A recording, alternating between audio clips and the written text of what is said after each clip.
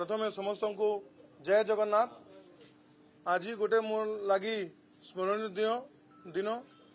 मोर स्वर्गत बापा स्वर्गीय राजूभाई ढोलकिया आज जन्म जयंती अच्छे। मु मान्यवर मुख्यमंत्री मान्यवर स्पीकर मैडम समस्त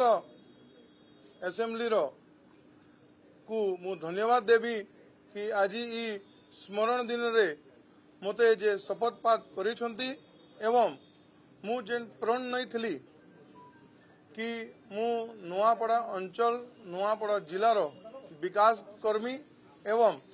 आमर मान्यवर मुख्यमंत्री के भी मु नुआपड़ावासी तरफ धन्यवाद देमी कि से नुआपड़ा जिलार दायित्व नहीं एवं ई जेन विजय है 14 तारीख दिने